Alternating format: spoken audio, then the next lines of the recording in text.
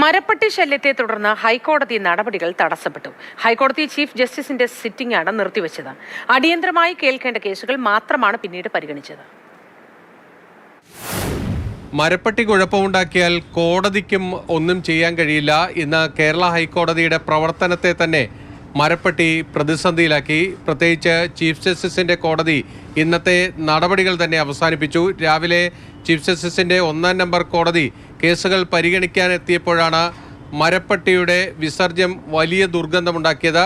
പ്രത്യേകിച്ച് അഭിഭാഷകരുടെ ഇരിപ്പിടത്തിൻ്റെ ഭാഗത്ത് നിന്നാണ് വലിയ ദുർഗന്ധം ഉയർന്നത്. തുടർന്ന് അടിയന്തരമായി കേൾക്കേണ്ട കേസുകൾ മാത്രം പരിഗണിച്ച ശേഷം ചീഫ് ജസ്റ്റിസിൻ്റെ കോടതി നടപടികൾ അവസാനിപ്പിക്കുകയായിരുന്നു.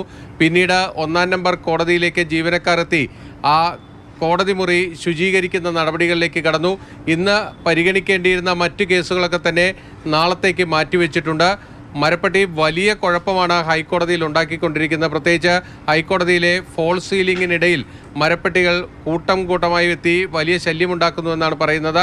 എന്തായാലും നേരത്തെ ക്ലിഫ് ഹൗസിൽ മുഖ്യമന്ത്രിയുടെ ഔദ്യോഗിക വസതിയിലടക്കം മരപ്പട്ടിയുടെ ശല്യം നമ്മൾ നേരത്തെ വാർത്തയായിട്ടുണ്ട്. ഇപ്പോൾ അത് കേരള ഹൈക്കോടതിയിലേക്ക് കൂടി എത്തുകയാണ്.